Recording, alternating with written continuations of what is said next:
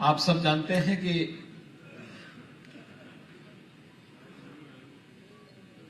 दो 2014 भारत की दशा को दुनिया के सामने मजबूती से बदलने और वैश्विक मंच पर भारत को एक श्रेष्ठ और समृद्ध भारत के रूप में प्रस्तुत करने का जो कार्यक्रम प्रधानमंत्री मोदी जी के नेतृत्व में आगे बढ़ा, आज उसके परिणाम हम सबको देखने को मिल रहे हैं। आज जीवन का कोई ऐसा क्षेत्र नहीं जिसमें भारत का परचम न लहरा रहा हो।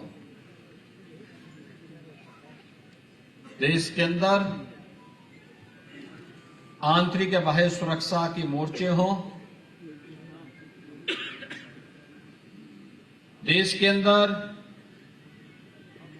आम जन के मन में एक विश्वास हो, गरीब कल्याणकारी योजनाओं का लाभ बिना भेदभाव के समाज के प्रत्येक तबके तक पहुंचाने का कार्यक्रम हो, या फिर इंफ्रास्ट्रक्चर डेवलपमेंट के माध्यम से नए भारत और समृद्ध भारत की इस तस्वीर को दुनिया के सामने प्रस्तुत करने का हो, या भाइयों बहनों दुनिया के मंच पर भारत की जोरदार और धमकदार पहचान को आगे बढ़ाने का हो।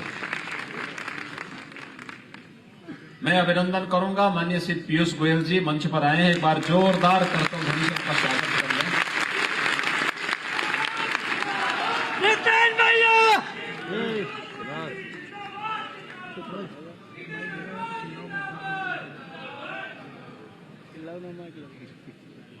पीयूष जी इस मंच पर आए हैं।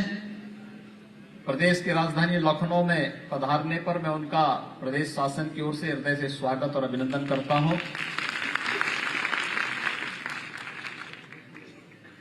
पीयूष जी पेशे से चार्टर्ड अकाउंटेंट हैं। आपकी सही हर एक व्यक्ति का जो है वो जानते हैं कि कैसे बिजनेस होता है, और इसलिए आज उनका मार्गदर्शन यहां पर प्राप्त होगा। मैं पीयूष गोयल मंच पर पहुंचे, वो अपने व्यस्ततम कार्यक्रमों में से समय निकाल करके आज यहां पर उपस्थित हुए हैं, और उनका आगमन प्रदेश के लिए, आप सभी के लिए मंगलमय हो, इस दृष्टि से अत्यंत महत्वपूर्ण अवसर है। मैं इस अवसर पर आप सबको, पीयूष जी को इस कार्यक्रम में आमंत्रित करने के लिए, खासतौर पर नरेश जी को हृदय से मैं धन्यवाद भी देता हूं। भाइयों बहनों, जो ये पहचान देश को मिली है, ये इसलिए मिली है क्योंकि प्रधानमंत्री मोदी जी ने देश को एक दृष्टि दी है, भारतीय दृष्टि। ये 1947 में अगर इस प्रकार का यशस्वी नेतृत्व भारत के पास होता तो भाइयों बहनों भारत दुनिया का सबसे समृद्ध देश होता, दुनिया की सबसे बड़ी सामरिक और सबसे बड़ी आर्थिक ताकत होती। और उसका ताजा उदाहरण हमारे सामने है कोरोना महामारी के दौरान। कोरोना महामारी में हम सब ने इस बात को महसूस किया है। प्रधानमंत्री मोदी जी के नेतृत्व में कोरोना प्रबंधन का कार्य पूरे देश ने जिस प्रभावी ढंग से किया,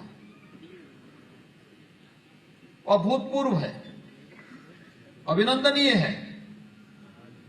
दुनिया के विकसित देशों के लिए कौतूहल और आश्चर्य का विषय है कि भले ही भारत आर्थिक रूप से अमेरिका के समकक्ष न हो, हेल्थ इंफ्रास्ट्रक्चर हमारा अमेरिका जैसा न हो, लेकिन जितना भारत ने अपने देश की जनता के लिए कोरोना कालखंड में, चाहे वह प्रधानमंत्री गरीब कल्याण अन्न योजना का हो, चाहे वह जनधन अकाउंटधारी महिलाओं को अतिरिक्त धनराशि देने का हो, प्रधानमंत्री किसान सम्मान निधि में हर किसान के खाते में पैसे देने का मामला रहा हो, या फिर आत्मनिर्भर भारत के माध्यम से भारत के परंपरागत उद्यम को पुनर्जीवित करने का मामला रहा हो, जिस प्रतिबद्धता के साथ भारत ने इस कार्यक्रम को आगे बढ़ाया वो आज किसी से छुपा हुआ नहीं। लेकिन साथ साथ न केवल उपचार और टेस्ट फ्री, खाद्यान्न भी फ्री, और भाइयों बहनों वैक्सीन भी फ्री में वैक्सीन, सबको वैक्सीन,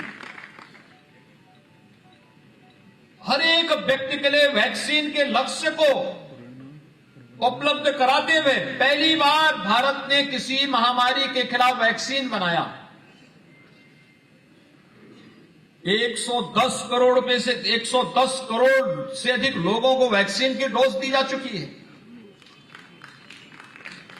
और लगातार भारत इस कार्यक्रम को लेकर के आगे बढ़ रहा है। ये पहली बार हुआ है। कल्पना करिए 2014 के पहले अगर ये महामारी आई होती क्या होता।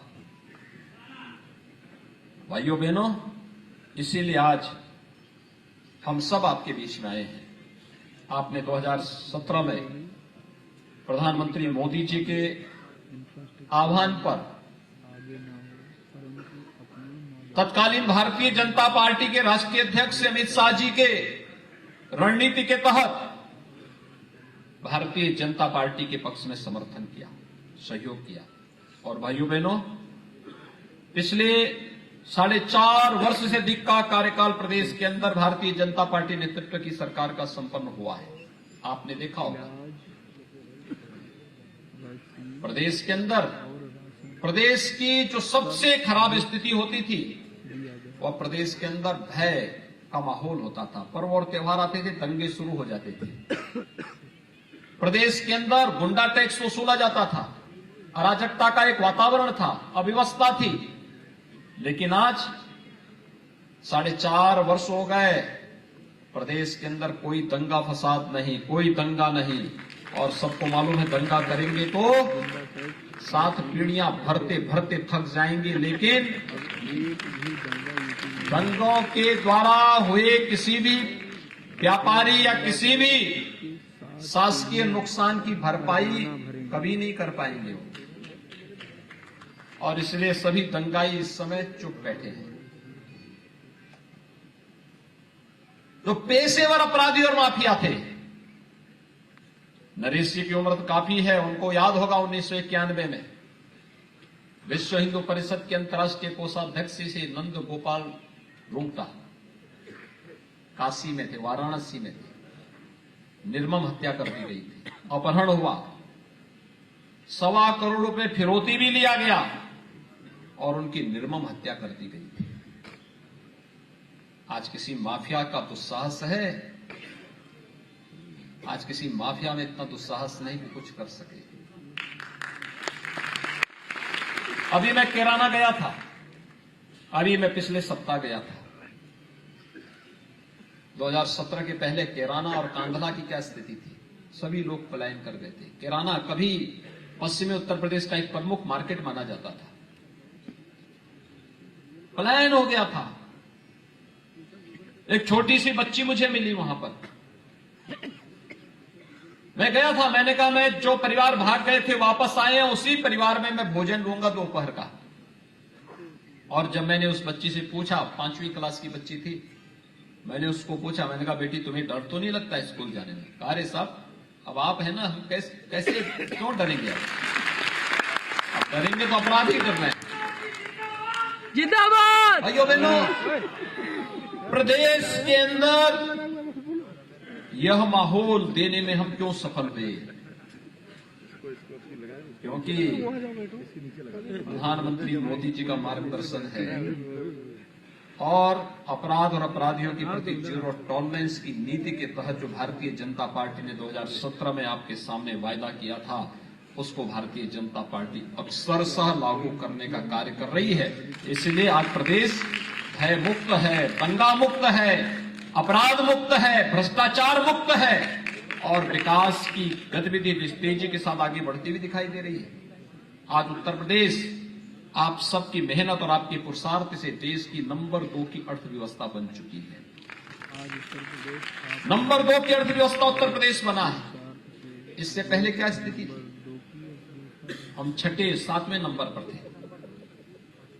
लेकिन जब इस चीजें एक साथ जुड़ती हैं तो रोजगार भी सृजन होता है, ढेर सारी संभावनाएं आगे बढ़ती हैं और उसी में प्रदेश सरकार ने भी रिकॉर्ड मात्रा में अब जीएसटी कलेक्शन के साथ ही यह भी व्यवस्था दी कि व्यापारी कल्याण बोर्ड के साथ हम लोगों ने इस बात को कहा है, हर उस रजिस्टर्ड व्यापारी को 10 लाख रुपए का हम लोग सुरक्षा बीमा का कवर भी उपलब्ध करवाएंगे और प्रदेश में इसको पूरी मजबूती के साथ लागू किया। भाइयों बहनों, सुरक्षा, बेहतर कानून व्यवस्था की इस स्थिति में आज जब तकनीक का प्रयोग करने के बारे में, जिसके बारे में प्रधानमंत्री मोदी जी बराबर आग्रह करते हैं, आग्रही बनाते हैं पूरे देश को, आज उसका परिणाम है सिंगल विंडो प्लेटफॉर्म का सबसे बड़ा नेटवर्क आज उत्तर प्रदेश के पास है। निवेश करने वाले किसी भी उद्यमी और व्यापारी के लिए उस प्रकार की सुविधा उत्तर प्रदेश उपलब्ध करवा रही है। जब अनुकूल वातावरण हर एक स्तर पर होता है, केंद्र और प्रदेश सरकार जब मिलकर के एक साथ कार्य करती है तो डबल इंजन की सरकार का लाभ आम जन के जीवन में परिवर्तन करता हुआ दिखाई देता है। और आज भाइयों बहनों, उत्तर प्रदेश ने 4.5 वर्ष के अंदर तमाम चुनौतियों को का सामना करते हुए जो तय किया है, उसके पीछे आप सबका सहयोग और इस बदलते हुए उत्तर प्रदेश को नए भारत के नए उत्तर प्रदेश के रूप में बदलने में भी हमें मदद मिली है। और इसीलिए भाइयों बहनों, आज के अवसर पर मैं आप सबसे यही कहना चाहूंगा, आज पर्व और त्योहार में कोई व्यवधान नहीं। मुझे याद है पश्चिमी उत्तर प्रदेश से जो किसान आए, जो यहां पर व्यापारी आए होंगे, जो वैश्य समाज से जुड़े हुए प्रतिनिधि आए हैं, यहां पर हैं मंच पर हमारे मुरादाबाद के मेयर भी हैं, मेरठ से हमारे पूर्व विधायक भी हैं और भी हमारे तमाम पदाधिकारी यहां पर मौजूद हैं। याद करिए, जब सावन के महीने में कावड़ यात्रा निकलती थी, रोक लगा दी जाती थी, नहीं निकलने दिया जाता था। 2017 में भी नहीं आया था। जब मैं जैसे आया तो जुलाई में मेरे सामने आया कि साहब कावड़ यात्रा को रोकने के लिए, तो मैंने कहा भी हम रोकने के लिए नहीं आए हैं, कावड़ यात्रा क्यों रुकेगी? कहा साहब कानून व्यवस्था का संकट खड़ा हो जाएगा। मैंने कहा एक बार होने ही दीजिए, कावड़ यात्रा को पूरा निकालिए, धूमधाम से निकालिए और पूरी यात्रा निकलेगी नहीं, शासकीय हेलीकॉप्टर से हम पुष्प वर्षा भी करवाएंगे और आप करेंगे इसमें। आपने देखा होगा कावड़ यात्रा में 4 करोड़ लोग निकलते हैं, कहीं तिनका नहीं हिलता। प्रयागराज कुंभ को आपने देखा होगा, प्रयागराज कुंभ का सर्वाधिक लाभ जिन लोगों ने लिया उसमें से नंदी जी भी है। उनका व्यापार खूब फला फूला वहां पे, और सचमुच मैं उनसे इस बारे में पूछ रहा था, हमारे लिए अध्ययन का एक विषय भी था कि भाई 24 करोड़ श्रद्धालु आए हैं प्रयागराज में, तो प्रयागराज में इन श्रद्धालुओं के आने से हमारी इकोनॉमी पर असर क्या पड़ा है? अभूतपूर्व परिवर्तन आया। कोई ऐसा व्यक्ति प्रयागराज का नहीं रहा होगा, और नाविक से लेकर के और वहां का कोई बड़ा उद्यमी जिसने अपनी सेवाएं कुंभ के अवसर पर आने वाले श्रद्धालुओं को न दी हो और वहां के व्यवसाय को बढ़ाने और बदलने में मदद न की हो। ये परिवर्तन होता है, बहुत परिवर्तन, बहुत असर पड़ता है। अभी आपने देखा होगा दीपोत्सव का कार्यक्रम अयोध्या में हुआ, इतना भव्य दिव्य था। दुनिया पर्यटक भी आएंगे, ये माटी कला बोर्ड से जुड़े हुए कुम्हार और प्रजापति समाज से जुड़े हुए लोग एक नए रोजगार के साथ आगे बढ़ रहे हैं। लक्ष्मी गणेश की प्रतिमा को लिए हमें चीन पे निर्भर रहना पड़ता था। प्रधानमंत्री जी ने आत्मनिर्भर भारत का मंत्र दिया।